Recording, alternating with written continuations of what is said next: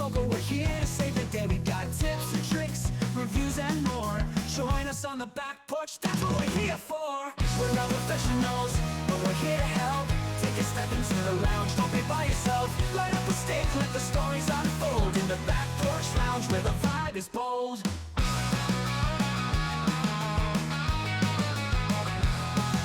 Shy about the shop, no need to fear. We'll teach you the ropes and make it all clear. Learn the lingo, find your cigar groove. With the Leaf Cutters crew, you got nothing to prove. We're not professionals, but we're here to help. Take a step into the lounge, don't be by yourself. Light up a stick, let the stories unfold. In the back porch lounge where the vibe is bold. So grab your cigar, join the conversation. Let's light it up, spark some inspiration. The Leaf Cutters are here, the world to ignite. One stick at a time, under the porch light. Hello, everybody, and welcome back to the Back Porch Lounge. We are the Leaf Cutters, and we are not professionals, but we're here. but we are here to help. I screwed this up. I don't know how many times. I don't get it. I'm not writing just just watching this the anymore. playback. At least the last 7 shows, you screwed that. I think so. So I'm at not least I'm writing the lines consistently anymore, screwing it Michael. up. There you go. What was that, Graham? What'd you say, Graham? I said I'm not writing your lines anymore if you're going to keep screwing them up.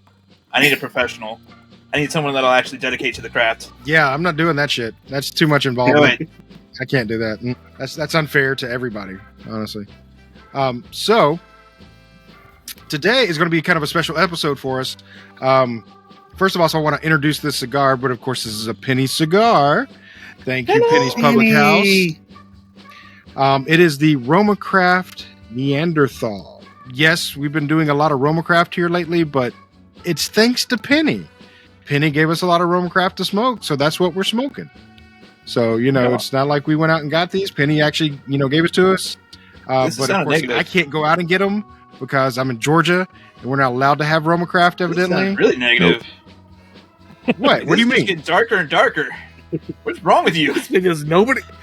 Because nobody loves Atlanta and everybody. Yeah, hates nobody Georgia. loves Noonan and wants to get us some RoMa Craft because we love them and they just don't want to have them. Okay, that's it. That's all there is.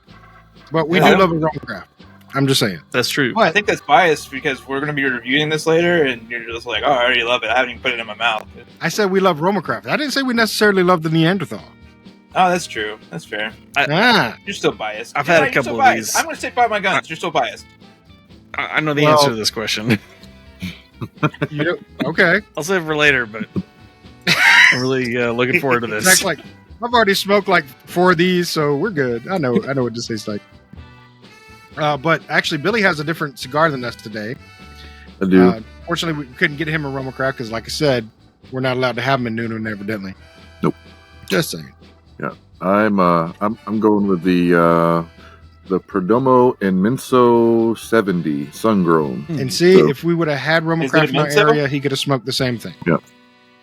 It is a mentho? I'm kind of with Grim at this point, though. I mean, RoMa Craft, you should be throwing some love our way because I don't think there's an episode that goes by that we don't mention RoMa Craft in some way, form, or fashion. I See, if honestly I complain don't. about it enough, people start listening. He's like, dude, will you stop sucking them off? Jesus. Jesus God. When I'm thinking about the way we talk about them and not like partaking in a RoMa Craft cigar, I'm a little like, oh man, we really just jerked those guys off. I don't we're like rah RoMa Craft. We're not even like, in wait a a minute. relationship with them. Like, I this know. No, we're not. I mean, this there's is no, Bart's yeah. taking it. It's pretty much. It's like, I'm dreaming about the boy of my dreams, and it's the RoMa Craft line, and that's pretty much it. But Cut away to large-eyed anime characters with sparklies around. RoMa Craft. That would be hilarious as shit. I'm gonna try to do that. I'm gonna try to put that right there in that instance. Edit it in at that I'm sure moment. you can make that happen. I want to make it happen.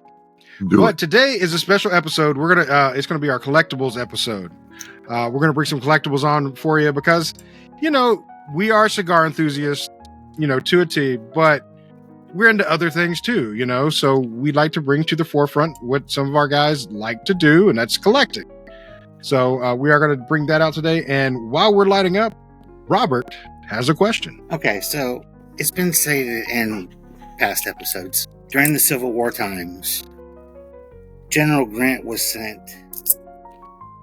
thousands of cigars to smoke. So the question popped into my head, what did he do without a humidor? How did he keep them fresh? He smoked them fresh. That was about it. Yeah, but he got like 10,000 of them. He couldn't smoke 10,000 of them at one time. Do you know who you're talking about? He absolutely could. There are legendary smokers in history. Churchill, Grant. Yeah, like he smoked it fresh. Yeah. Well, Robert has a point because I think the very first humidor was invented like in 1887, and that was well after the Civil War. And then the first like cabinet type humidor came around in 1907. That was actually put into shops. So the only thing I could actually think of is that they did, and this is just from seeing things like on the History Channel and things like that related to cigars, is they used to have these like metal tins that wasn't really a humidor, but it's what they would actually store cigars in. So maybe that's how it was. They just had cigars in these metal tins. I don't know, but that's a great question. Maybe he shared them with all his troops. I mean, that would keep Except for morale up, Steve. I would think. Nobody shares Fucking Steve. Steve. Fucking Steve. I'm thinking they just had underhumidified cigars. That could have And been they it were too. like happy to have it. Or maybe they just didn't age them. Maybe they just had them sitting around, and then if they started turning, they just tossed them. I don't know. Or they just smoked really dry fucking cigars. But yeah, the first humidor to actually keep them humidified wasn't there. But you know what I also think, and correct me if I'm wrong, audience. Maybe they stored them in like root cellars and stuff like that, because they did have root cellars. So they kept, vegetables and stuff fresher in, and it was a little bit more damp down there. Why wouldn't they maybe store them in a root cellar? And that would make pretty good sense. That would be my guess. But I actually looked this up beforehand because it was such an in-depth question.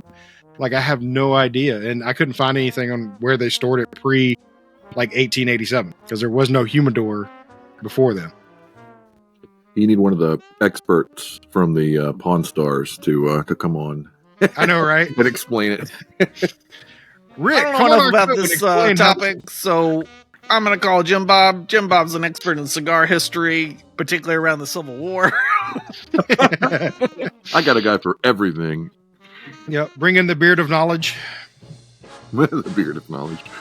Yeah, but yeah, I mean, that's a great question. That it'd probably take a little bit more further review, because I don't know. That's a great question. That definitely gets me thinking. I'm like, how would they store them? And best thing I could come up with is like a root cellar. The cigar Yeah, never left the time man's machine. mouth. Ever. Again, go ahead. Sorry. Then I'll go on my rant. No, rant What was away. that, Graham? Oh, me? Oh, I said a cigar never left his mouth. That's the answer. Straight up, one right after another. He's doing Right it the after another, cigarette way and lighting the next one off the first one. Was Just the, keep he was going. the founder of lung or become cancer. Yeah, absolutely. Founder of lung cancer. I present to you today lung cancer. Lung cancer. So like the general cleanliness standards are pretty low during that time. Like people, they used to tap their hardtack to get the bugs out of it, kind of thing. Yeah, I'm pretty sure they didn't give a fuck. They were just gonna smoke them until they fell apart. And yeah, I don't think they probably cared much. you're probably right. I mean, I Well, don't I even did- think they knew germs existed until the 1800s, right? So, Yeah. no. What's that? But I did find something really cool while I was searching for the humidor question. And who do you think it's just suspected? But who do you think had the first cigars? The Incans. Egyptians. Actually, it's not suspected that the Egyptians had it first. I know the answer, so I'm just going to be quiet. Yeah, I was about to say Robert heard it when I was reading it last night. I'm saying the Incans. Very close, Grim. That's a great guess. The Mayans. The Yeah, Mayans. Mayans. The Mayans were suspected to have the first cigar. I figured it was one of the and big three. Yeah, and the word cigar actually comes from the root of Cigar, or Sikar. So Cigar, that's where cigar comes from. So they suspected that the Mayans actually had, in that actual word means smoking tobacco. Okay, you need to cut in a the more you know after that. Yeah. But yeah, I thought that was pretty cool when I was looking up the humidor answer. But Yeah, that's pretty neat. what do we think on first light up on these? I can go first. So far it's tasty. That is an actual tasty light up. It has a full, rich flavor to it. No joke. I was actually surprised on that first draw. But so far I'm digging it. How about you, Billy? Yeah, so far on mine, it's nice flavor to begin with. The one thing that well, since it's a freaking 70, lighting it was a little bit of a chore, just to make sure it was all even. But yeah, once I got it going, yeah, really good smoke output to start with. Really good draw. How about yours, Grim? I can't believe you didn't have the balls to say it. We already said that we've been overly fond of RoMa Craft, and we're sexually, assaulting them at this point. I wish I had an Espinosa cigar right now. And if any of you have seen the Hector episode with Espinosa, you'd know why he just said that. That's funny as shit. I'm leaving it at that too. I'm not saying anything about the cigar. I wish I had an Espinosa. Just skip over it. I'm just Skipping skipping it. that one. Just an inside joke. How about you, Robert? Light up was great. Lit perfectly. It's burning nice. It's a very good cigar. And Zach, what do you think, buddy? Good. A little bit of kind of earthy sweetness, richness. I was like Corinthian leather. What are we talking about? Corinth is known for their leather. Yeah, I'm digging that taste. There's something about that. It's a smooth taste, but very rich. And there's if I remember correctly, there's like, I'm about to look it up. I think there's like 4 or 5 different tobaccos on this. Yeah, look I that may up be if getting you don't mind. confused with a different line, like the Cro-Magnon or something. But I thought the Sabretooth was like 5 different tobaccos. Yeah, Sabretooth I think has a couple of minutes. Not to say that this one doesn't too. Yeah, they could both have several different ones in it. They can put But both peanut butter and jelly in it. peanut butter gelatin, peanut butter gelatin. No, just kidding. That's a completely different podcast. Wait, That's a radio station, actually. Not Um, anymore. So, not anymore. You're right. So for today's collectibles, who wants to start with their collectible? Robert We can does, go in so I don't like alphabetical talking. order and make Billy go first. Oh man. Or Robert's most excited about it, so we can make Robert go first. And it's definitely not Graham Robert- because fuck y'all. Billy can go first, but I want to show this out first. We're going to do this. Okay, so yeah, we are having an Damn. unveiling. Oh yeah, this is the moment we've all been waiting for. This is my Oh, wait, you gotta wait for it later in the show. You can't unveil it right now. I mean, if you just give it away right now. It's out of the box. It's Too late. It's gotta go. It's here. Keep going. 2 be weeks. put back in. 2 weeks this is sat in my car, man. 2 weeks. My God, it's like Christmas. You can't wait. Like I gotta open the present. Have you looked at it? I waited 2 weeks. No. I have not seen Really? this. No. So this is an unveil for you too. The tab is still sealed. So you're gonna give it away right here at the beginning of the show. Right here. Right now. I feel like maybe this is a finale hey, moment. hey. We're, What is it first? Geez, you just opened it like again, Christmas present. You're just sitting there ripping the thing apart, trying to get it out. You're not even telling people what the fuck it is. Okay. So in the world of collectibles, there's a company called SWAU, and they deal with autographs. It's a monthly subscription. I've been a part of them for 4 months now, 5 months, and every month I get an autograph from someone who is in the Star Wars community, who was in one of the movies. I've gotten the girl who played Ola Ray from Return of the Jedi. I've gotten Zam Wessel from Attack of the Clones. I've gotten Admiral Piet from Empire Strikes Back and Return of the Jedi. I've got the guy who played Red 4. which Cool. I feel like the best move would be to hold on to that till a little You're going to later. make me wait to do Until this. later aren't in the show. Yes. It's a surprise for everybody. So yeah. Yeah. I mean, So anybody it's like- that's watching the full length is just going to skip ahead to whatever. Yeah. Well, you know, Fine, they should fine. stay tuned and watch the show and relax and have a cigar. Made me wait and, you 2 know, weeks. I can wait 20, 30, 40 minutes. You know, whatever. Okay. We don't last that So long. since you already Billy, started, what you got? no, Let you've already started, Robert. So let's Yeah. go ahead and talk about what your collectible is. Okay. Over time, I've collected a lot of things. Okay. The one thing I always come back to is the trading card. It started in 1977 with Star Wars and has drifted to other things. I've done like Marvel and DC and baseball, football. Didn't get into basketball much, but 1977 rolls around and Star Wars comes out, and the Star Wars trading card comes to my attention, and yeah, it's been a lifelong love. Over time, it's changed a lot because when I started collecting cards, it was your base cards, which is for Star Wars. There were 5 base sets, 66 cards per set, and you were happy to get the sets. I got out of collecting cards for a while, and in that time, they have started what's called the chase sets. They're numbered cards. They start at, in some sets, 199 out of 199, and that's a different color border. There's a 150, there's a 99, there's a 50, and there is the much sought after 1 of 1. Of which, in all the cards that I've ever had opened for me or opened myself, I only have one of 1. That's how impossible it is to get. And this is it here. That was a very special card, and it's one I've already been offered close to $3,000 for someone to buy. And that one's staying with me. That one, Yeah. I don't blame you. you know, it's special I to have me. I have a question.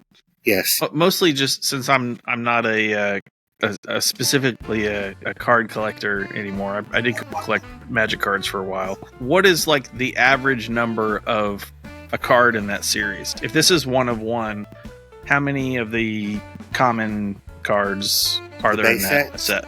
Yeah. In that particular set, there's 100 cards. Okay. And then, like There's I said, 100 there's cards, and normally people would be able to buy those.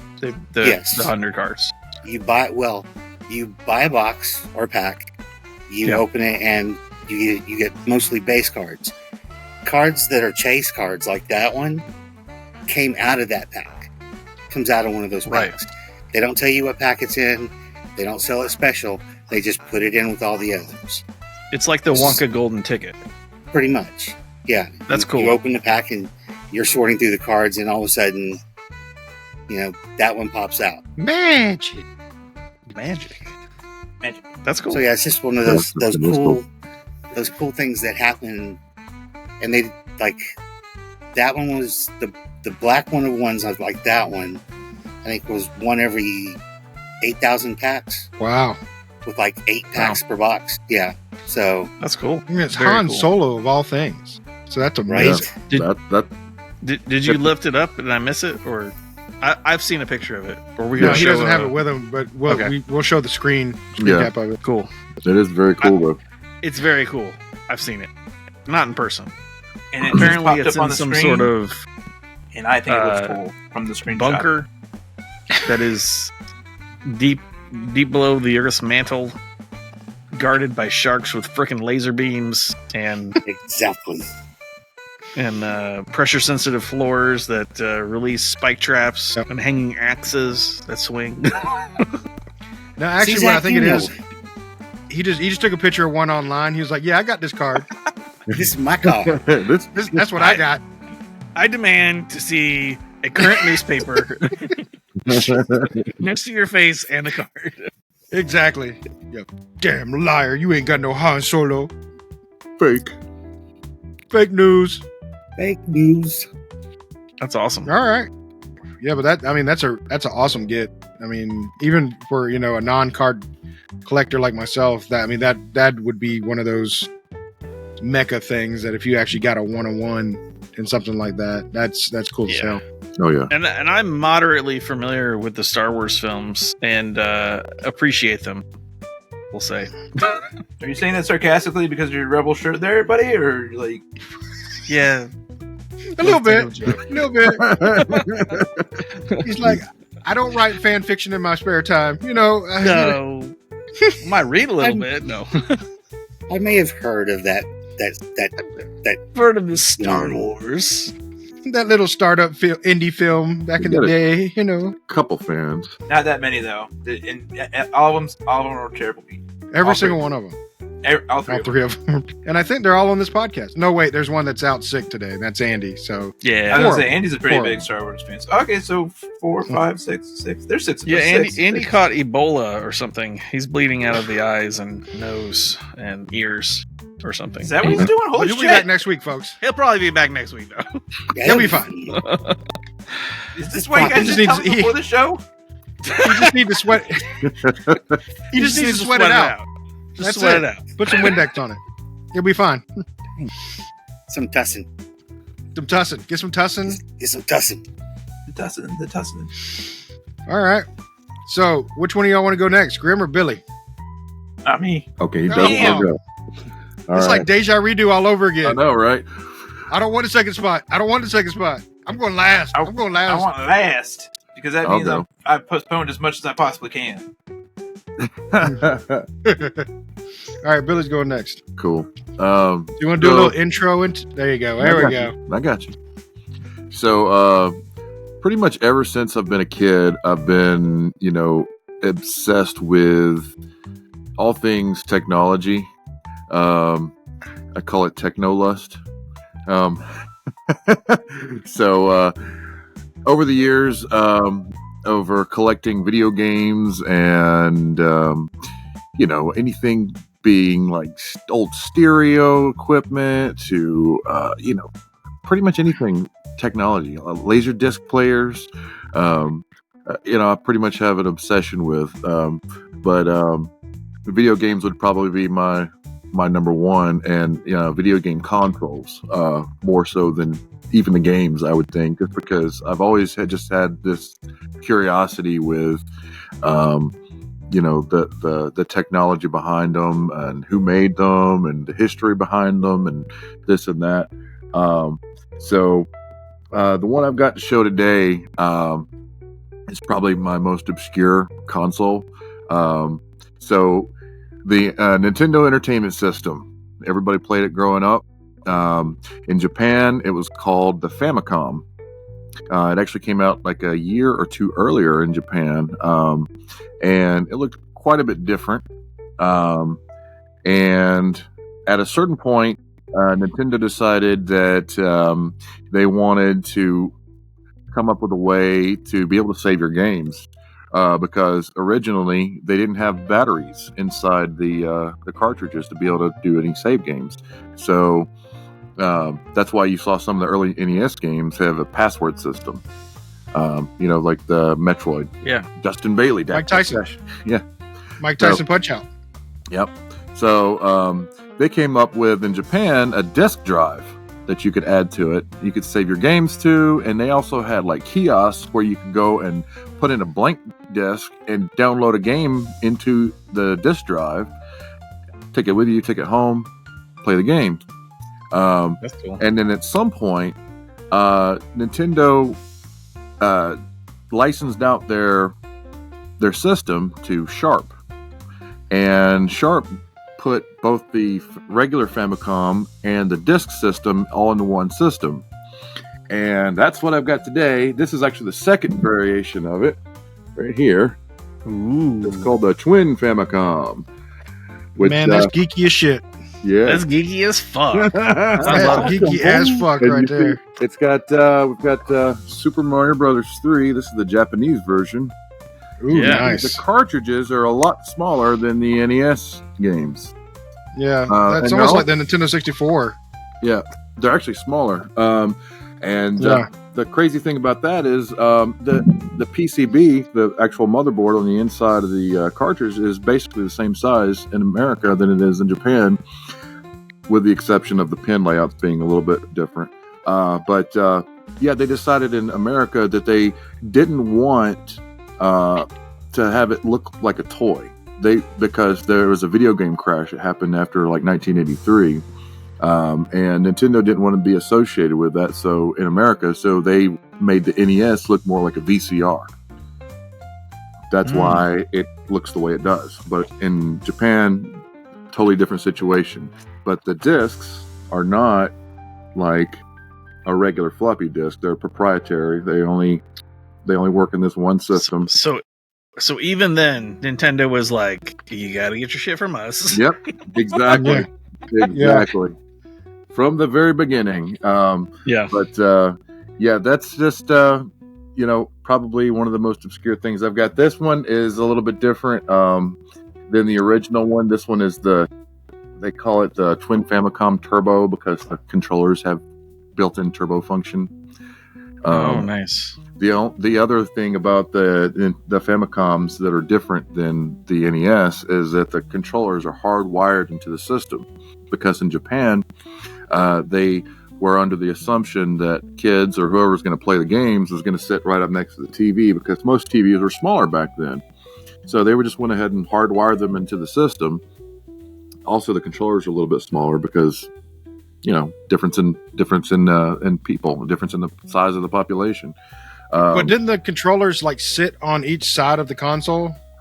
Yes, in the original one, right? Nintendo one, it does. On this one, it's just on the back. It's on the back. Okay. See, that's it. Neat. So I'm about to say, in the original one, it was like an ugly burgundy and white or cream colored one. Yeah, it's one of those controllers sat right on the side. Yeah, it grows on you. I am fond of that design. It is one of those you see it first and you're like, what the hell is that? But it's pretty cool. As far as that goes, I think I don't know why I got into the Japanese stuff. Actually, I do know. In the back of Electronic Gaming Monthly, the old gaming magazine that was probably the number one video game magazine back in the day. They had advertisements. Nintendo Power. Yeah, that's what I would have said. Well, I mean, that was just Nintendo exclusively, though. I'm talking, for every system. There was nothing else back in the day, buddy. Nintendo Power was it. Anyway. I'm always curious if they wrote articles for Nintendo Power with the Power Gloves on. I mean, I would assume so.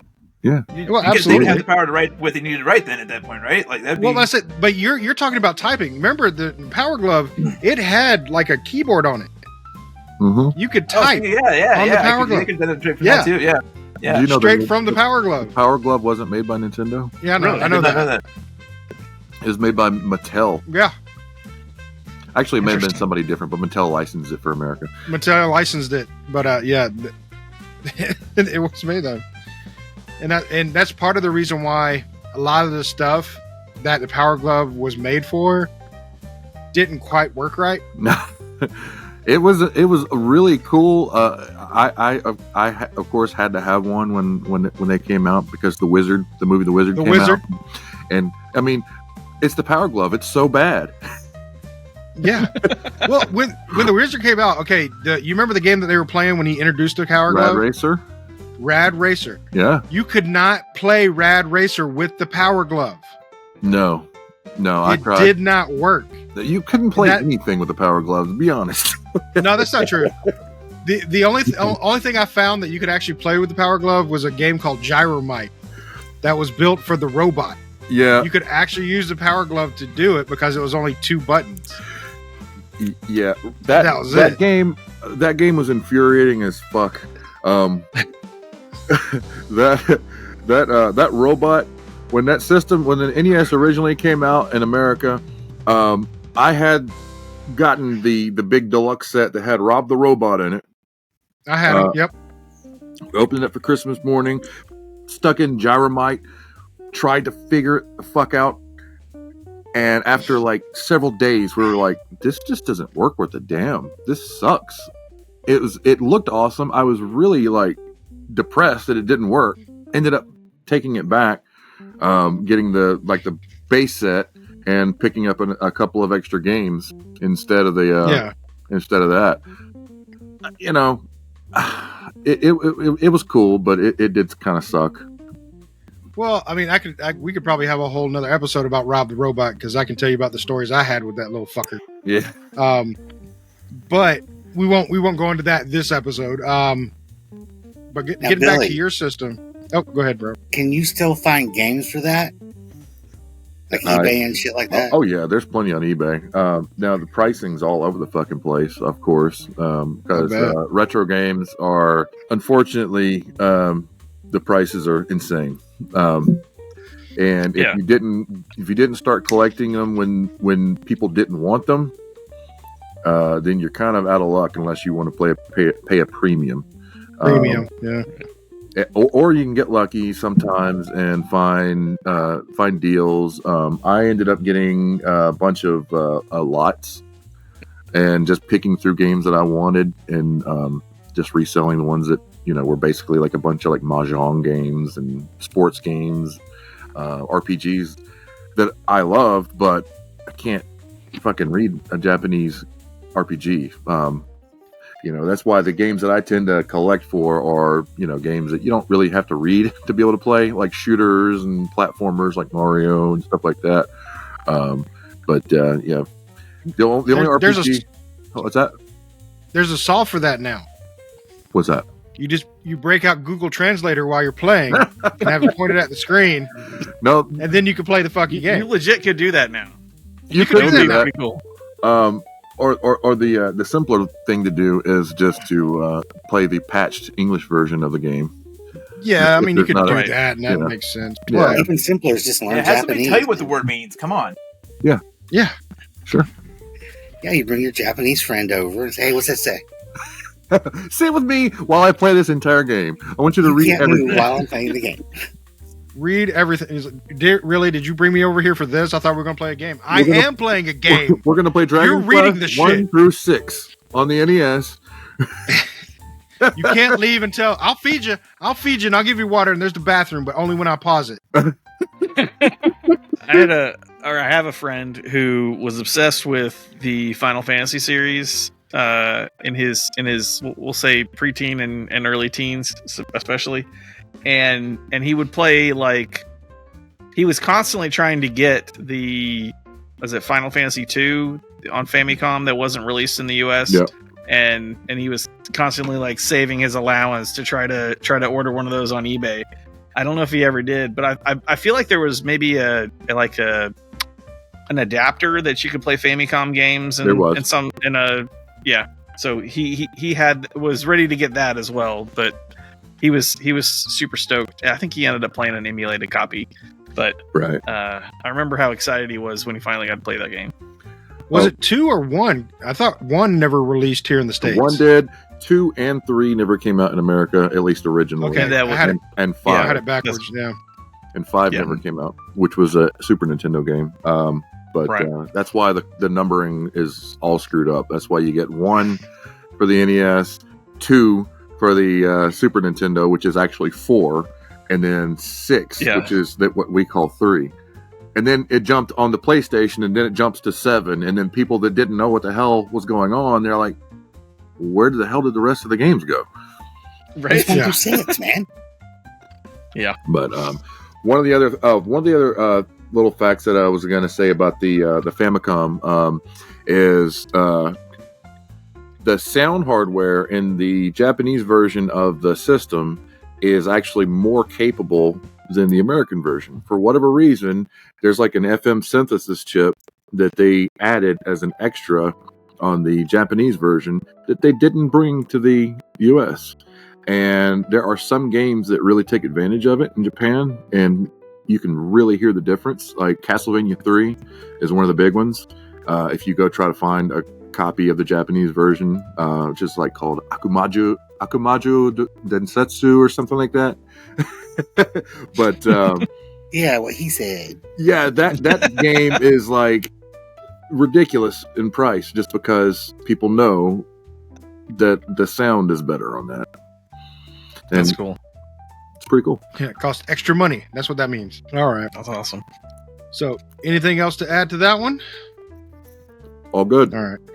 One of the Then, Grim, things Billy talks about games. One of my favorite stories is the night I went over to Billy's house to hang out. That's what we would do when I first met Billy. We'd go to Billy's house and hang out. And I got there, and the guys are all there, and we're sitting around. And I'm like, "Where's Billy?" And they're like, "Oh, he's at Best Buy." Was it Xbox One? Or probably the original Xbox. Was it? Yeah. He's at Best Buy getting the Xbox. Yeah. I'm like, what the hell are we doing here? We're hanging out. I'm like, is he really is he really out there? They're like, yep, he's out there. he's got Dedicated his to the tent. cause. He's got his thermos. He's got his blanket. He's there for the duration. So, in normal RoMa Craft fashion, it is hard as hell to get this band off. I mean, I swear to God, they put super glue on these things. But Mine where are came we right at in off. our smoke? I like how about- Billy's holding his up like it's to match ours. Yeah, let me. Well, do we need to do a halfway check-in? Yeah, I think so. Yeah, I think so too. Oh, I'm still trying to peel the band. All right. What's really cool about the secondary band? It's, I don't know if you can see it, but like it's evolution of man. It's the Except in the I don't know. middle. What the hell is that in the middle?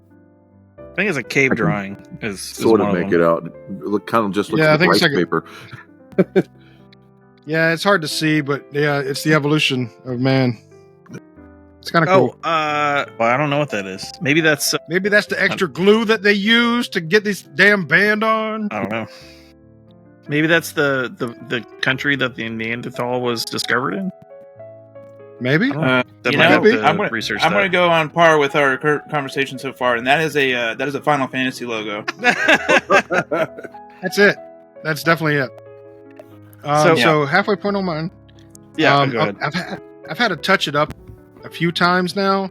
I don't know because it's the dampness of the weather or whatever, but yeah, I've had to touch it up several times.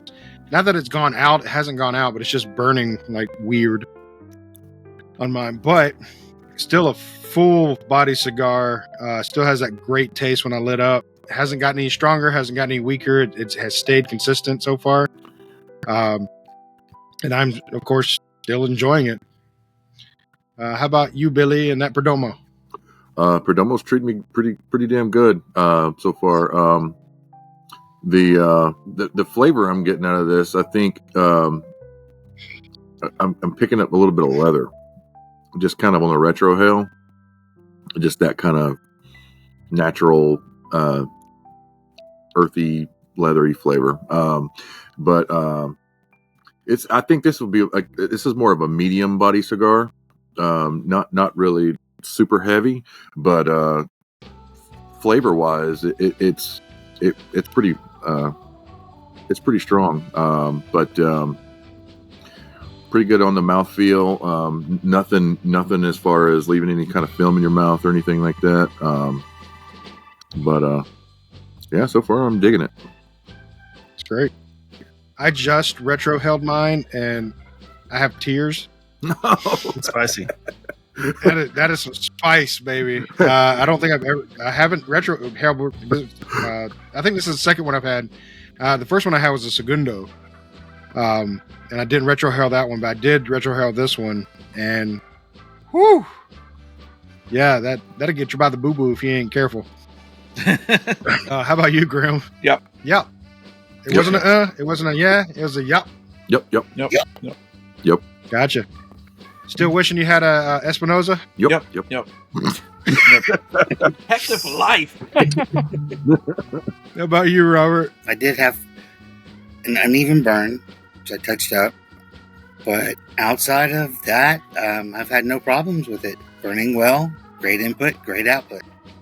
It's a beautiful thing. Awesome. Zach? So I looked up what was in this because I remembered it being like a lot. It is a Mexican San Andreas wrapper with Connecticut broadleaf binder and fillers from Dominican Republic, Nicaragua, and Pennsylvania. So that's a lot of stuff, which I think is a really good blend on this one. I'm still getting a little bit of the sweetness, which I kind of associate with San Andreas. I'm not sure that that's the proper association technically, but it's a thing I notice in some San Andreas cigars I've had with that wrapper, and I think I'm enjoying this more than the last one I had, which was phenomenal. So I'm sitting pretty over here. This is good. So what you're saying is, I think the last one you rated really freaking high. We're gonna have to raise our rating system just to get this one in there. Is that what you're saying? 5.25. I vaguely remember my previous rating, and right now we're on track for better than that. Grim just shaking his head like, "What the hell? These people aren't paying us." They're not paying And I us. wish they like, were.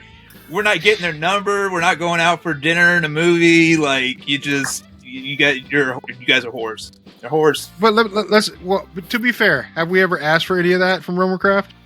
No, Exactly. So you get 100% of what you don't ask for. and we definitely got Sure. that. Yeah. So. Yeah. Exactly. Definitely just that. So I'm going to jump in with a collectible that I do. And, well, again, I'll go back because we have talked about collectibles in the past, and my collectible isn't necessarily ones that I buy for myself. People have bought for me. But since I've gotten quite a number of them now, I have to say I'm a collector of them because I enjoy them. I like them. When I do get a new one, I cherish them. But the pop figures, I like the pop figures. My go-tos are like the ones I like the most are like the Ted Lassos. I love the Ted Lassos, because I love the show, and I like looking at them on my shelf because I have them in my office and they're all lined up and displayed and they're nice and cool. And I will look over at them and be like, "Oh man, I really want to watch Ted Lasso." And then same thing. I have the Tony Soprano, where Tony Soprano's in his robe and he has the little duck. And I'm like, "Oh man, I got to go back and watch Sopranos again." It has that feeling for me, and I think that's what they were designed for. They bring up that nostalgia when you look at each individual pop figure. And there's so many of them. There are, I don't know, thousands upon thousands upon thousands of them at this point. And it's literally the pop. It's everything from pop culture, and they started. I think when they started back with historical characters like, well, I don't know, but historical and pop related things, like Marilyn Monroe and Elvis and different things like that. They've had in pop all the way up to today's characters. All your Grim. Okay, Grim needs to pop for a second. No. Keep going. I got you, boo. Okay. So, but yeah, with the pop characters, they're bringing out nostalgia of everything. And like I said, they've gone back in history, give you historic ones, but they're also doing like new things that come out on like YouTube and things like that you can get, and TikTok and things. You can get pop characters like that. And it's really cool because you can find your niche. Even if you're not a collector or anything like that, you can find a cool little pop figure that you would probably find a connection to. Like one random day, somebody gave me Phil from Groundhog Day. And I'm like, yeah, that's awesome. Because I love that movie. And, now I have the characters from Christmas Vacation. Because, who doesn't love Eddie? Who doesn't love Clark? Right. And you look at those and you're like, yeah, you love them. So it's one of those collections that, yeah, it was given to me, but I really like. And here's a picture of those. Very cool. Yeah. Those are cool. Yeah. I just like them. So that's my take on them. I really like, I don't know. Some of them are going for a lot of money. Like the Elvis one I was talking about, one of the original Elvis ones, it goes for thousands of dollars. Yeah, there's a lot of them that are like exclusive to different events. Like there's some San Diego Comic-Con ones. There's a lot of different conventions that have different ones. But I think my son has. Oh man, I want to say it's a Five Nights at Freddy's exclusive San Diego Comic-Con. I think it's like a Golden Freddy or something like that. But it just. I don't even remember how he ended up getting it, but it was just kind of like, whoa, that's cool. Get that. Yeah, they have those, and they have store exclusive ones too. Like there's some you can only get at like GameStop. There's some you can only get at Target. There's some you can only get through Walmart. And it could be the same character. So for like example, I have 2 different Ted Lassos. The Ted Lasso that I originally got was a Walmart, or it was either Walmart or Target exclusive, and he has the British teacup. But the regular Ted Lasso doesn't. Yeah. So there's different variations of it as well. Not that I'm going that deep into it. I don't have to have 3 different Ted Lassos because I have to have each one. Yes, but you do. You mean I got to take the other 2 back? Damn it! But I do like them, and I think they're very cool. Now, there's some like people on TikTok that are like, have you seen the videos of them sawing the heads off and there's something inside of them? Yeah. I think that's a bunch of bullshit because I'm never going to take it out of the box and cut the head off of it to see, but maybe they are putting stuff in them. I don't know. They're smuggling drugs. I'm about to go buy one I don't care about. Fucking pop figures. You got like 3 ounces of it has a heroin in certain your pop house to it, and you doesn't didn't it? even know it. But yeah, I mean these suckers are collectibles, and it's weird all the weird different things that collectibles have that you can are the different things that you can collect. Like everybody, I think I was having a discussion with Robert offline. Everybody has a collection of some sort. They may not think about it, but they're collecting something.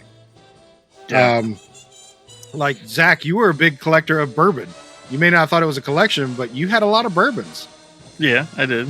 Yeah, that's I a drank collection. most of it when we moved.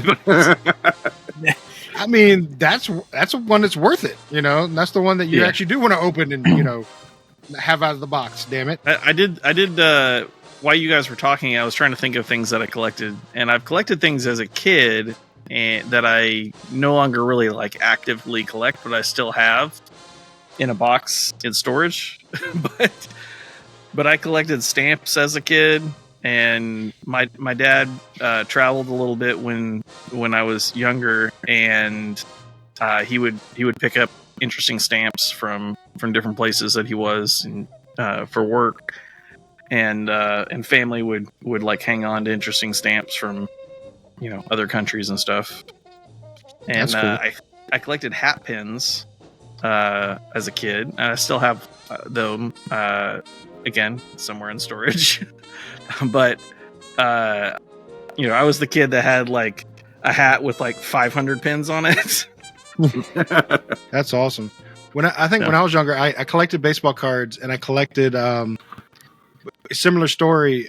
My mom worked for Georgia Pacific, and a lot of the executives that she worked for would go overseas and things like that, and they would give me the leftover currency that they had. So I was collecting, currency from different places, and some of the rarest ones that I got were like one of the guys brought me back some coins from the People's Republic of China, which then nobody was being allowed in there. Yeah. Right. Yeah, so That's it was like interesting. really cool to get some coins from the People's Republic of China that technically weren't even supposed to be here in the States because Americans weren't supposed to be in there. Yeah. Now that you mention it, I collected coins, or still collect coins a little bit, and money and stuff. Always Does it looking like for money? those special misprints and mismarked coins and stuff that are worth crazy amounts of money. Oh yeah, that's a rabbit hole right there, man. Yeah. I mean, because you can make some serious money off a misprinted coin. Yeah, for sure. It's crazy. Yeah, that like foreign currency was something that I got into for quite a while when I was a kid. Ended up, I think it was a JC Penney magazine where they were offering like just they sold it in like weight. It was like buy a pound of world currency or whatever, and we ordered it, and it was this giant bag.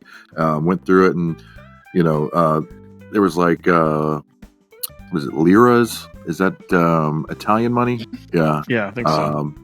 lots of different, currencies from Europe that doesn't exist anymore because they're all using euro now. So so that was pretty cool. Some of the other ones I did notice was how light and cheap some of the money felt. Just was like, it was like aluminum, just like pressed aluminum. And then I had some that were shaped in octagons. Some of them had holes punched out of the centers of them. I think there was one that was like a triangle. It was like a not with like smooth edges, and I was like, interesting, just really like curious about all the different currencies. So yeah, that was a lot of fun. Yeah. Some going back to your Pawn Stars reference, some of my favorite episodes of Pawn Stars is when they bring in the rare coins that you never see. Yeah. Like one that sticks out in my head is like somebody brought in a coin from Julius Caesar times, and it was Brutus. Yeah, and it ended up being real. Yeah, it ended up being real, and that was worth a lot of freaking money. I was like, Jesus. And it was like in immaculate condition. It was like it was, it didn't look like it was more than a couple hundred years old instead of a couple thousand years old. Yeah, because you can actually still read the writing on it, what it said. Yeah. You could see the picture clearly on the coin. It was awesome, and I was just like, maybe I should get back into coin collecting again. But that's a deep rabbit hole, just like you said, though. Yeah, you get into that. It's a deep rabbit hole. Yeah. Well, that's the main problem with a lot of collectibles today anyway. I mean, people know now what the collectible is. So you're not, even, for example, so I know Grimm's going to talk about his comics. I remember comics when I started collecting them. They were like, $1, $2 a book. And now, what are comics priced at these days, Grim? Starting at $4. Yeah. Still not bad though. Not bad, no. But then you have when the you buy variation. 30 of them in a at a time, and then it's a little bit of a heart attack. Yeah, Well, I think yeah.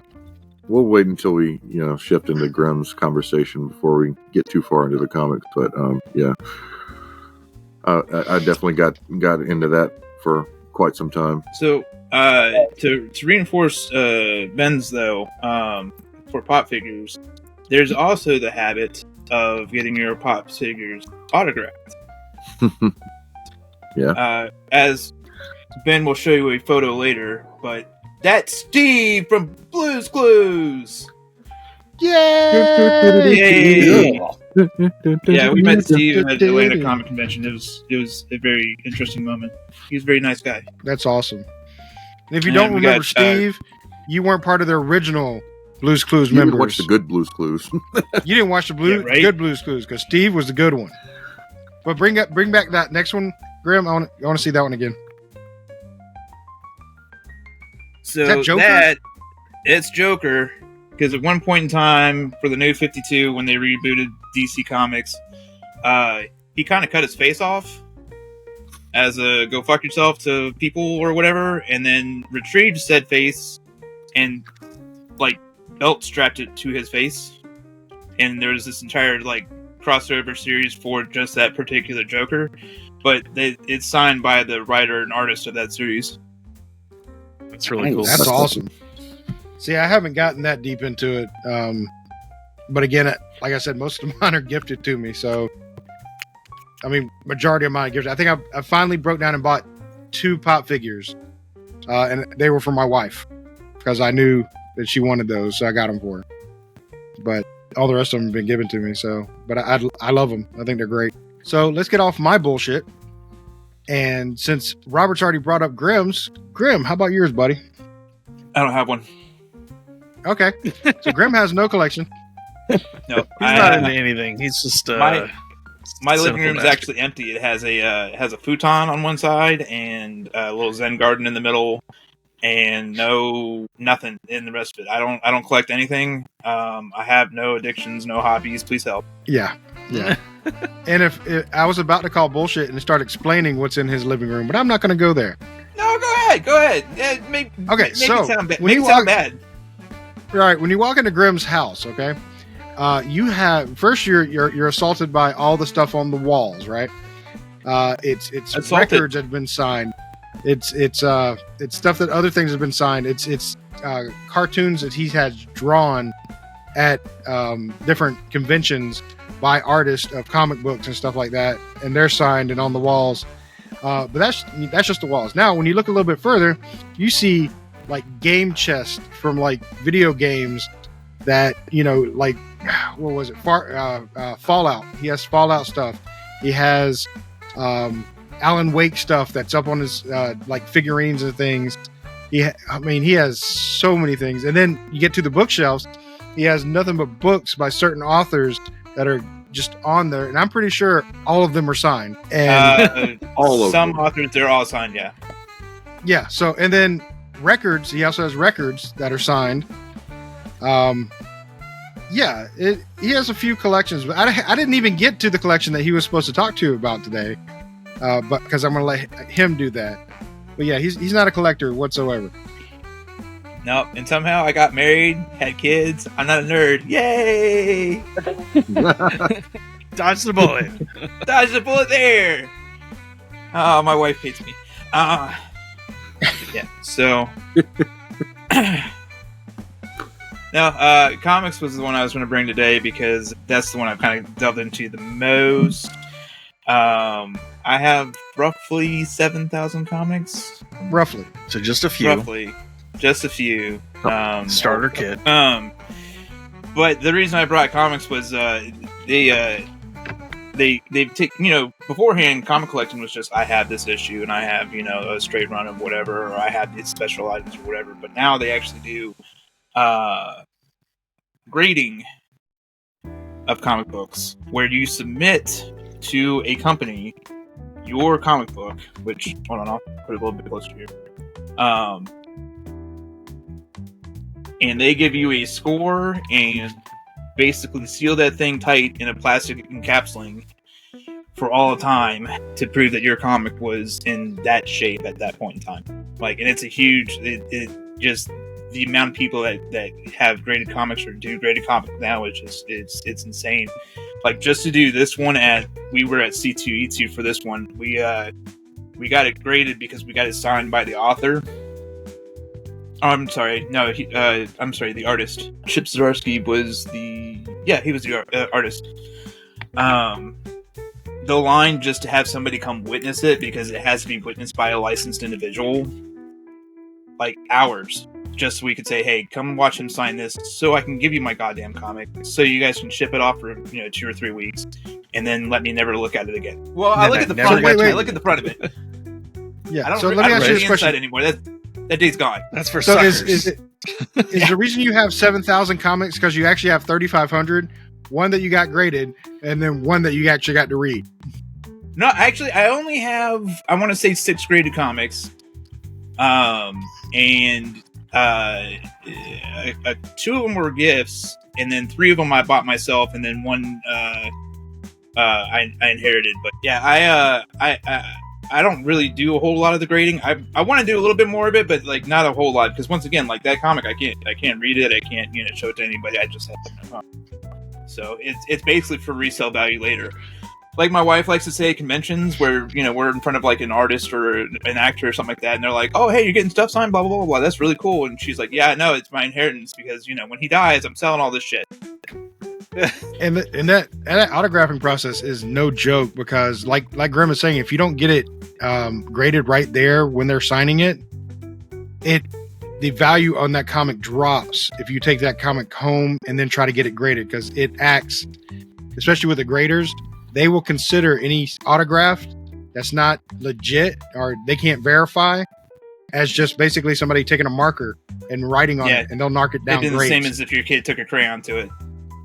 Yeah, right. It's that serious when they grade those suckers. It could be in perfect condition. You could spend $100 on the autograph, but in the end run, they'll knock you off for it. So if you don't get it graded right there when they're signing it, you might as well forget. Unless you just have a diehard fan that knows that it's a legit autograph, and it not be graded, then you could probably get some money out of it. But yeah, it's crazy with those gratings, man. Yeah, grading is one of those things that's kind of moved on to other industries as well. Like in video games, they started doing that with classic video games, movies. Yeah, I think they do records. Yeah, records. Like I saw, they did the original Super Mario Brothers just went up for auction. It was graded. It was like a 9.6 or a 9.8, and it went for like, I don't know, $2 million. Holy smokes! Yeah. And I'm like, yeah, something is But that was crazy for that. That was in the box. That was in the original box. It was sealed in the original box. Yes, sealed original box. Yeah, I just. But it's still ridiculous. I still have a hard time, cope. It's like it's not like something that's uncommon. I mean, sure, the being sealed is uncommon, but the fact that you can play Super Mario Brothers anywhere on anything. So it's like I don't see where the $2 million price tag comes from. I can see maybe a couple $1,000. It's the rarity. It's the rarity of it, because you can't go out and find another sealed copy of Mario Brothers just off the shelf at a pawn store or anything else like that. Like if somebody has that, it's like squirreled away in a private safe or a vault, and not going to be seen until an estate sale. Yeah, it's like the Star Wars figures in the packaging are insane. Yeah. That's a whole nother bag of cats right there, man. Yeah. I mean, I've heard like just empty packaging. I think old being sold for crazy money. Yeah. Star Wars are the ones that I think sell for the most or the most sought after. I think Star Wars and there was one that came out with the first Star Wars, and it was Boba Fett and his rocket fighter, and the only way you could get it, I think, was like mail in. And when they discovered kids were eating the rocket, they immediately stopped. And now, if you can find one with the rocket that fires, you got big bucks, especially if it's graded. But even with the Star Wars, not just Star Wars, the original G.I. Joes, and I'm not talking about the little ones; those go for a lot of money too. The 12-inch dolls, ones. yeah, the 12-inch G.I. Joe dolls, which was with the original ones. Those go for good money too if you can find those in the box. Yeah. It's so crazy how much this stuff goes for, and it's all nostalgia.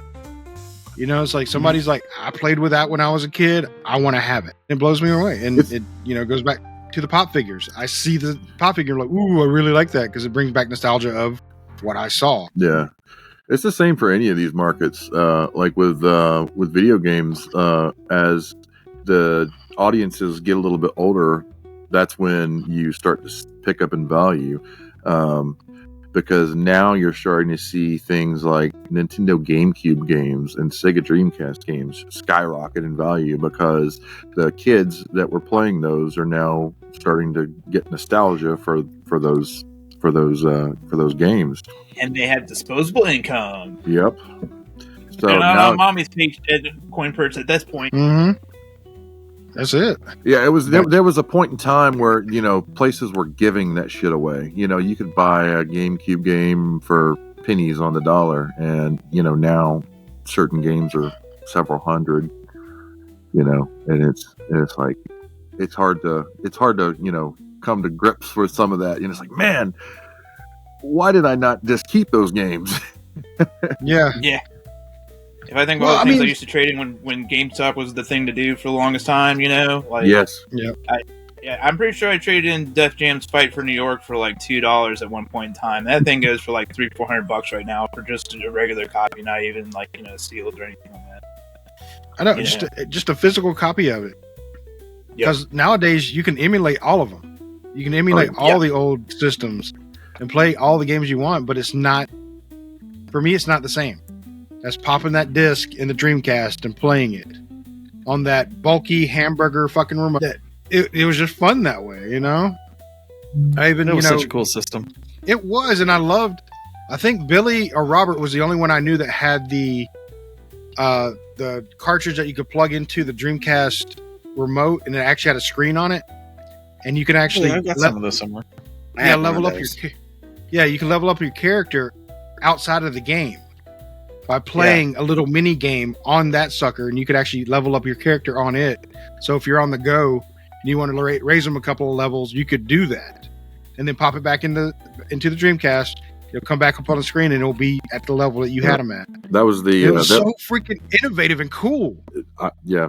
The Dreamcast is one of those systems that, even though it only really was on the market for 2 or 3 years, the kind of mark that it left on the industry is like everlasting. Like, people are still like independently making games for that system, and Really. that what you're talking about is called the VMU, the virtual memory or visual memory card, because it was just a memory card. They sold ones without the screen, but the ones that Sega sold, had the screen on it. It had it was like a little tiny Game Boy, but they've created a modern age version of the VMU now that has I think it has an OLED screen, and it has like 1,000 times the capacity of the original, just because we have the technology for it. Technology, yeah.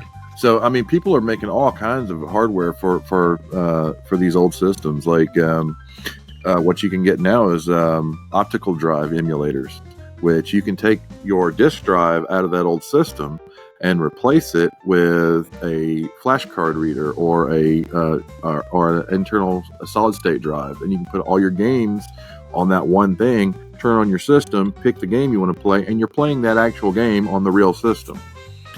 So That's pretty cool. there's I didn't know all about kind. that. It's like the retro scene is like insane. How it just keeps going, keeps improving. And it's on the old system. Like what you're talking about is like you take a PS2, for example, Mm-hmm. and you throw a hard drive in it, and there's some kind of adapter you have to put on it. But it's cheap. It's cheap to get that adapter. It's not expensive to get the hard drive either. And you have not just PlayStation games like you can get the original PlayStation games like PS1 games, PS2 games, load them all up on there. But you can actually put other consoles on there too, so you can actually select the different console that you want to play and play all the games. And it's I had a disc for my Dreamcast that a friend made that had original Nintendo, Super Nintendo, and one other system on it that it would boot up and had saves and stuff. You can do a save state on it. It was that's when I learned that I did not miss out playing Ninja Gaiden, the original one, as a kid, because that's just a exercise in frustration. It's a repeated dick punch. That is partly true with the difficulty of old games. You try to go play an old game on a new TV with one of the older systems, and it's frustrating as hell because you're missing jumps, and you're getting hit all the time, and it's like, what the hell? I don't remember sucking this bad at this game. But part of the issue is latency with the new TVs. So we didn't have that on the old CRT televisions. So that's one of the reasons why people want to collect these old TVs, is because when you try to take one of these old systems and scale it up to 1080p, 4K, or whatever, it creates latency. So when you're pressing a button on your controller, it takes more than a split second to actually respond, and you can actually feel that response time when you're actually playing, and especially if you go back and forth between an old TV and something new. So that's a big thing. I've noticed that in current consoles. We've got a PS5 and we hooked it up to our TV, and there was, I was playing what's the name of the game? It's the Star Wars Cal Kestis game, the first one. Oh, Jedi. Outcast or no? Last Survivor or Fallen Order. Yeah, Fallen Order. There we go. And I was going to say and I Old was Republic, like, yeah, that's the different one. They're all good guesses. But like, one of the boss fights is pretty challenging. Was challenging for me, and I was like, man, it's like there's too much latency in my TV for me to be able to do this well. Yeah. But going back to what you were saying, is like with the Dreamcast, I'm not going to point out who taught us this, but you could actually put a disc in. It'll read the disc, and then you could play burn disc Dreamcast disc. Oh yeah, Back in the I day. don't know So you could anybody have- who did that. What do you I don't think? know There was anybody a- with that. there was a company that got in. I think they got sued out of existence. I think it was called Bleem. Bleem. Yep, I had Yeah. I bought the Bleem disc Yeah, back in the day. It let you play PlayStation games. yeah, all kinds of hack stuff, and it works pretty well. Yeah. That's pretty cool. There was a company that was out around the same time that Bleem came out called Connectix, and Connectix was sued by Sony back in the day because Connectix allowed you to take your PlayStation games and play them on the computer. Yeah. And they released it on the Mac, I believe, and Sony ended up trying to sue them. They lost in court, so they ended up buying the company and killing it. Wow. I mean, they Oh, made that's the one way money. to do it. It's pretty funny. hey, you know, if you want something off the market, you got to pay for it. My Yeah. dream may have died, but I am rich beyond dreams. Exactly. Let's go on to the next thing we could fuck over. Mhm. Just wait one console generation, we can do this again. Oh shit! All right. So how are we doing on our cigars? I'm actually not quite there. Now, You're getting pretty low. Robert's done. You're low, and Grim's pretty much there. Do we want to rate it yet, or we want to wait a few minutes? I think we should rate it after Robert's reveal. Oh yeah. Robert's got to do his yeah. reveal. I'm sorry, man. Made you wait Zach this whole loves time. me. You're like, you son of a bitch! I'm going to kill you. I will come over to your house. I'm going to come over to your house. I'm going to curb stomp your ass. Then So we'll here's have your the- dinner. Then I'm going to eat your dinner. So now All we're right, going so to let's- open it. Let's see this pretty reveal. Watch it be like Yes. Harry Fisher, and he's like, I'm not giving away anymore. Damn. Childproof. Super packed in there. That's good for a collector, though. We like bubble wrap and Oh, yeah. and support. You know, Okay, so that's the side with the picture. You're just lucky they didn't bend it and put it in your mailbox. That's all I'm saying. Right? oh my god, Okay, Are we so. ready? Oh, wait. Yep. It's Darth Vader. I saw Oh, Darth shit. Vader. I saw Darth Wait a Vader. minute. I saw a billionaire. Wait a minute. There's a picture on that side. And a picture on that side. This You is got unusual. They screwed up and doubled up. Oh, All right, lift it up. I can't see it all. Oh, Oh, that's pretty cool. That's from Lift it up. Is this Rogue One. Rogue One. Yeah. Rogue One? Rogue Yeah. One. Is that Alan And- Tudyk's? Yeah. That's his name. Alan Nice. Yeah. Sweet. Tudyk. And this side is someone I've never seen. That's not. It looks like Wedge from here. His name is Jack McKenzie as Cal Elder. Okay. Okay. He was in the Star Wars He universe. was in the third row of the group of people that were talking about destroying the Death Star, but they were like, "Nah, we'll wait until Luke gets here." And then they cut that scene, and then he wasn't in the. This Oh, is He was on set, but never on film. this is kind of unusual though, because Yeah, you got two. Yeah, but Alan Tudyk, man, that's awesome. That is Yeah, cool. that's a good get right there. yeah, it He's- is. He's awesome. And you know, that Zach with the character is nerd so power good. there, just pulling out Alan Tudyk there. Well, I mean, when I found out he was the voice of the droid, I was like, It fit. my Firefly nerd flag just was like full up. Got it. Ding. Pretty awesome right there. yeah. To That is relate pretty cool. to the Star Wars thing, there was something that kind of brings everything together. So about a year ago, I was making themes for RetroPie, which is an emulation platform for old games. And there's a YouTuber that his channel is called Retro Recipes. He goes his online handle. He goes by Perry Fractic. And he actually was a supporting cast actor in The Phantom Menace. He was part of one of the people in the Senate that walked around with Amidala. And Interesting. that guy actually contacted me because he was like, I want to show your theme on my YouTube channel. I was like, well, that's actually really cool. So, I sent him a copy of the theme and he showed it off and everything. And I was like, I got somebody that's moderately D-list famous. It's showing my shit on the internet. That's cool. That is cool.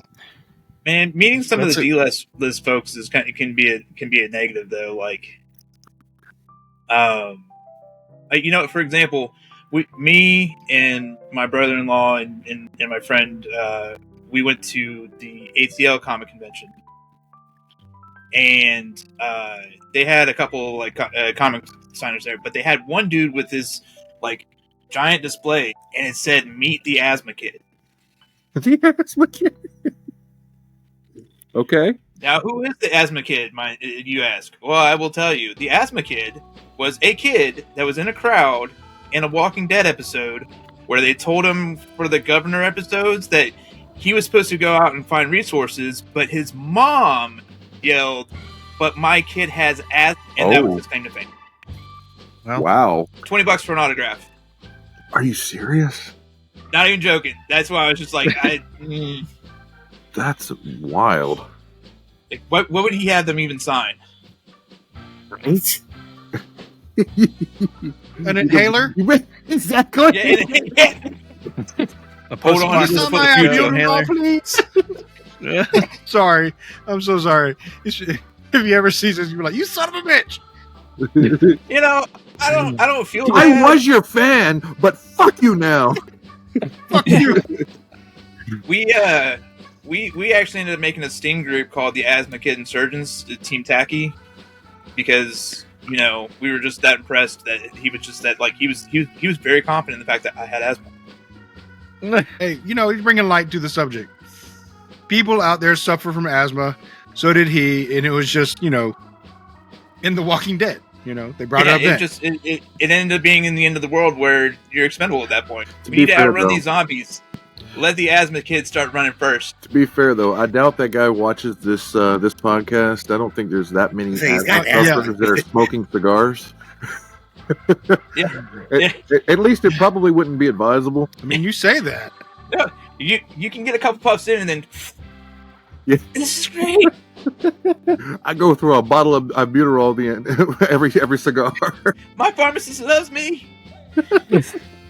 What are you smoking today? A Fuente? Yes, I am. Speaking of which, is anybody pairing anything today? I am. Just because I was curious with this Neanderthal, I'm pairing with RC Cola, Okay. Ooh. and it is freaking fantastic. I do have to say, I'm sweet going, is definitely balancing out the heaviness of this cigar, and I'm digging it. Yeah. Got Barman Going out of orders or out- 18. going out of- Sorry. I'm sorry. Oh, wait. He's so excited. He's like, this is an 1853 bottle that I just cracked open, and it's No, actually baby. from 1853.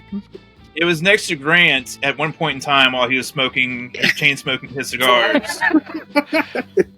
And just the proximity made it that much sweeter. Hey, Billy, you want to try to do yours? And Zach? No, it's all Can't right. do it right. I was just showing. I'm going for Dr Pepper cream soda, and that same kind of deal with yours, Ben. It's actually surprisingly well goes together well. The sweetness kind of does something with that, even though Yeah, the it balances cigar out has- for me. yeah, it does really balance it out. Nice. All right. Grim. I'm about drinking a you, buddy? Monster because I hate my body. Okay. Fair enough. And we'll come back to Robert. How about you, Zach? Well, it's funny that you should. I am finishing up a glass of Barman 1873 bourbon, which is new to me. It's a blend that was recommended by a local liquor store, and it's a Coors company. Oh, Like okay. it's made in Kentucky. For Coors, I suppose, but it's like an homage to, I guess, one of the founders of Coors Brewing. But it's pretty good. It's So could use a little more proof for this cigar. But it's working out well. It's sweet and delicious. So, Okay. so you don't feel like they suckered you for selling something that they couldn't sell for over 150 years on their shelves. I don't believe that this is 150 years old. I think that maybe Did maybe the bottle it's lie just to like- me? The company like they just might be pulled that old. number out of the air, man. You know, That number's there for a reason. it's there for a reason. But I think it's a reference to how old the company is. But whatever. it's pretty I'm good. going bullshit. No, Yeah, I'm calling let's bullshit sue. too. Let's sue. That's false advertising. They led me on. I was suckered into their drink because I thought of the smoothness of age. And I'll stop now.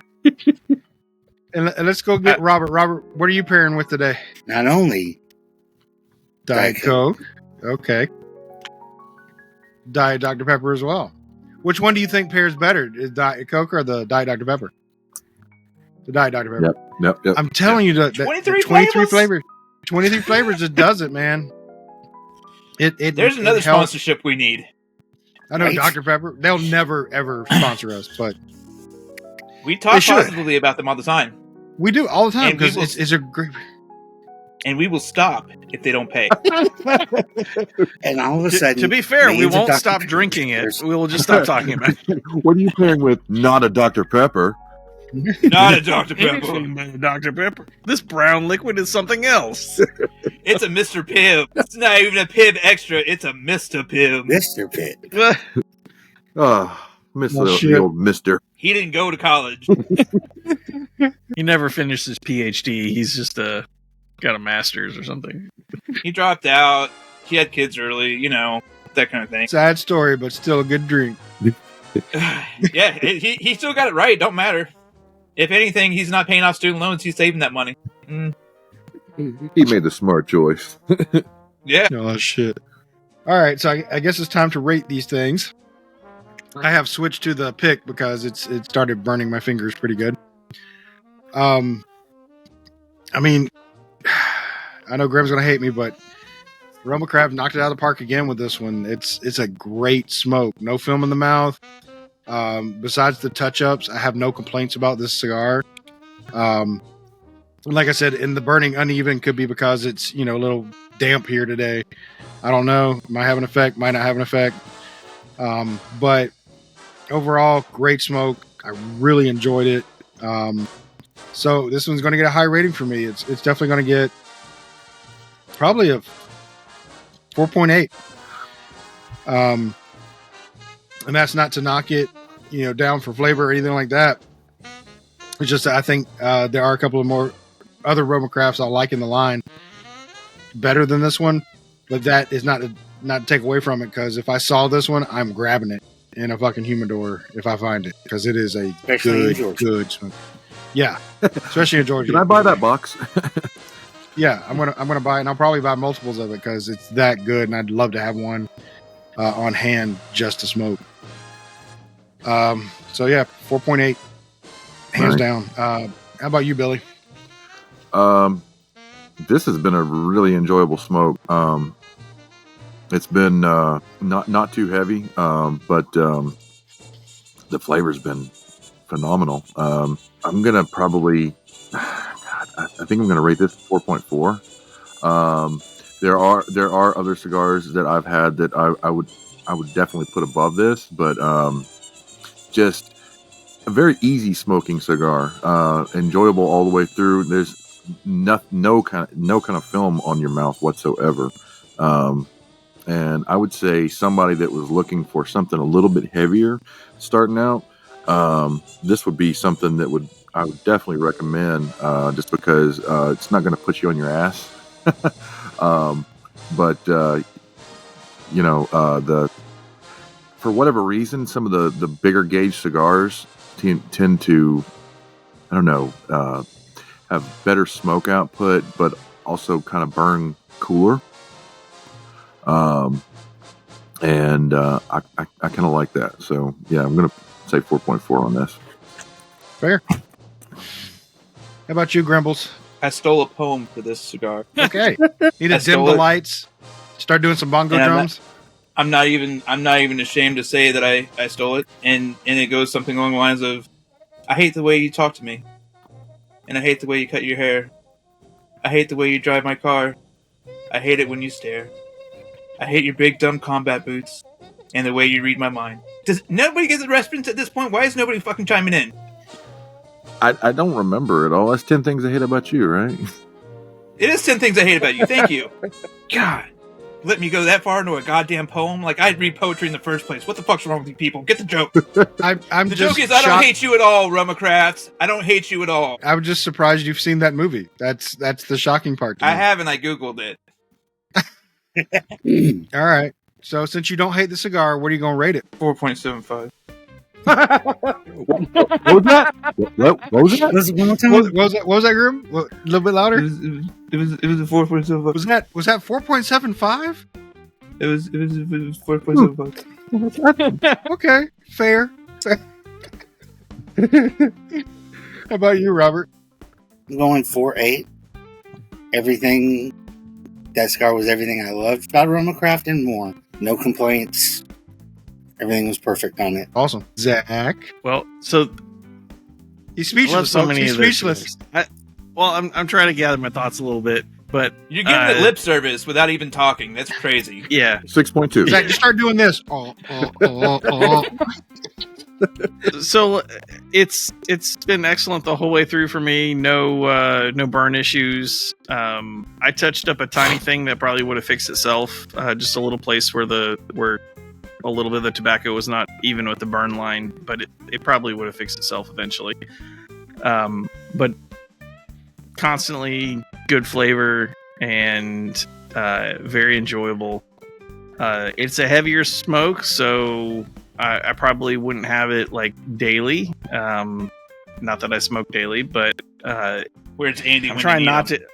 I'm trying not to give it a 5 because You do it there's- from your heart. From your heart. No, Zach. there's don't- other things don't in do the it. line Don't do that I think do I it. prefer more than this cigar. But I'm gonna give it a 4.95. We'll say. I fucking called it in my head. I was like, he's about to say Yeah. 4.95 just to piss me off. God Because damn it. it's great, and it's not like a super expensive cigar. I think No. that they're like somewhere between $8 and $10 or $12, maybe. I don't even think they've it's got that some high. I that- think 8 and 10. I think 8 and 10 is Yeah. your Yeah, range. 8 and right there. 10. That's awesome. So it's Hey, like can we just really like put up affordable. like charts with this since we're putting in other like graphics Yeah. throughout the rest of this episode? Be like, this is the average price point of a RoMa Craft cigar, and this is why this is the best value, and this is why. Now, Like, it- that's it- just best it- value, best taste is really fucking good. For that price range, I don't know that there's another cigar in that price range that's as enjoyable as this one to me. Yeah. So, yeah, I mean, I'm there with you, That's Zach, what I got. man. I mean, Yeah. just the price just range love alone. this cigar. I'm It's- super it's stoked. I crazy. got another one in my humidor, and I'm gonna gonna have that again soon. I'm going on RoMa strike. I'm done. No, Are you're you? not. Done. You know, Well, if yes, Penny for sends now, us 'cause another we one, don't you're gonna have be any like, more. I'm smoking. No, we I'll have smoke it more before the RoMa Craft. podcast. I'll act like I'm smoking the ashes. Yeah, totally. I will. But you know, Ah. again, it's Penny. Penny gives us these, and they're amazing cigars. I mean, I can't say enough good things about them because there's very few lines that we smoke or have smoked that, and we've had a full range of RoMa Crafts now, and they're consistently good on each one, and each one tastes different, has a unique profile to them, has something different to offer, and they're just good. Like I said, there's very little lines that we can actually say, no, hands down, I would grab one and smoke one every time if I saw it. I will You say know? one more thing about the cigar. The last, or one of the previous ones I had, I did a double punch on it because it's got a flat top, and I thought that might be better. Doing the straight cut was the way to go. I got better smoke output for sure. A V cut probably would have been great too, but it's it's a good cigar. Yeah, I was going to try to do a V cut on this one, but my V cut's not quite deep enough to get that flatness in there, so Yeah. I didn't Yeah. try it. But I guess if nobody has anything else to contribute, I guess we can say good night on this one. So, good night. Good night.